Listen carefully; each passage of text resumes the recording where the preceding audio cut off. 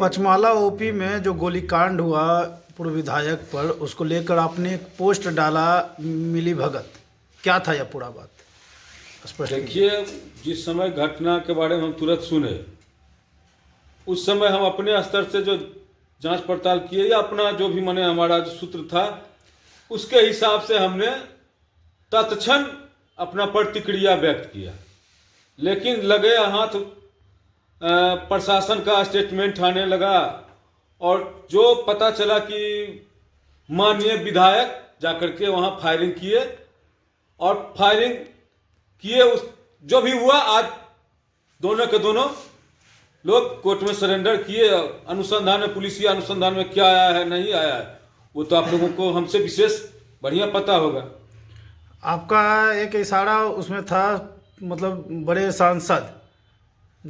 सांसद को लेकर कि जो है उन्होंने जिस तरीक़ा से सुरक्षा की मांग की थी, उस कहीं ना कहीं यह पप्पू यादव को लेकर था, विश्नोई गैंग को लेकर। एक नहीं तो जैसे इधर उनका जब सत्ता में रहते हैं वो, तब सरकार को क्या है नहीं है, उसको दो चार गाड़ी आगे दो चार गाड़ी पीछे फोर्स चलता था जी।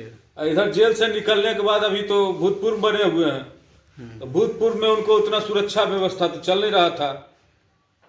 लंपट के लेकर के पूरे बिहार का जितना चोर है, सब चोर को गाड़ी में बैठा के चलते थे, और जो चोर स्वयं चोर है, वो मामले दुनिया को चोर कहता है। यानी आपके कहने का मतलब यही ना कि कहीं पूर्व विधायक जो है अपनी सुरक्षा को बढ़ाने को लेकर इस तरह का। हमको तो यही लगा और है भी यही। और आगे अनुसंधान में, पुलिस अनुसंधान में जो भी आया वो आप लोगों के समक्ष है, आप ही लोग बताएंगे। अच्छा, ये 2 दिनों का जो प्रकरण चल रहा है, आज जैसा कि पूर्व विधायक भी जो है सरेंडर कर दिए, उन्हें 14 दिन हिरासत के लिए भेज दिया गया, न्यायिक हिरासत में।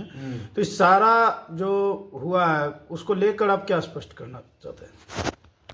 शरद, जैसे हम यही स्पष्ट करना चाह रहे हैं कि आरजेडी से लोग आ करके एनडीए गठबंधन में और एनडीए को राजद संस्कृति में ले जाने की प्रक्रिया ले जाना चाह रहे हैं।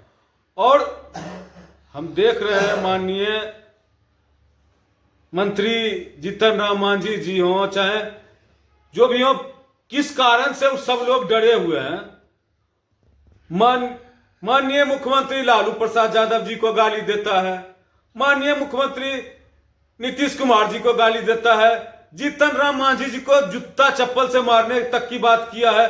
फिर भी लोग कौन काहे के लिए इतना डरे हुए हैं, कौन दुनिया में जी रहे हैं, ये हमको समझ में नहीं आ रहा है।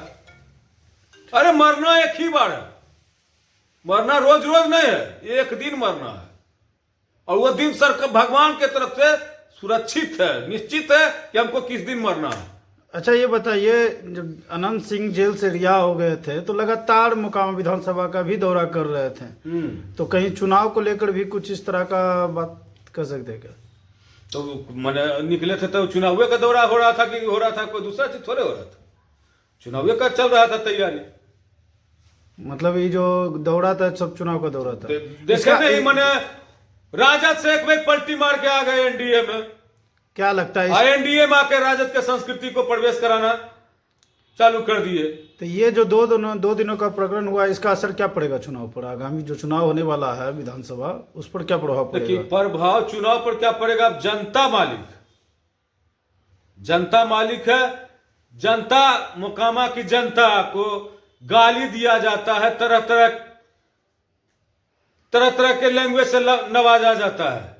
आप मोकामा से पटना जाइए, मोकामा के लोगों के बारे में मोकामा क्या लोग बोलते हैं, वो शब्द हम नहीं बोलेंगे। आप अपने स्तर से आप पत्रकार हैं, मोकामा के बारे में क्या लोग के द्वारा बोला जाता है क्या, और मोकामा को इन 20 सालों में लगातार क्या मिला, मोकामा कितना विकास किया, कितना पीछे गया, ये अनुसंधान का विषय है। ये आप लोगों को आप पता करके, आप पत्रकार हैं, आप पत्रकार ही नहीं, मोकामा का बेटा भी आप हैं, आप ही बताइए।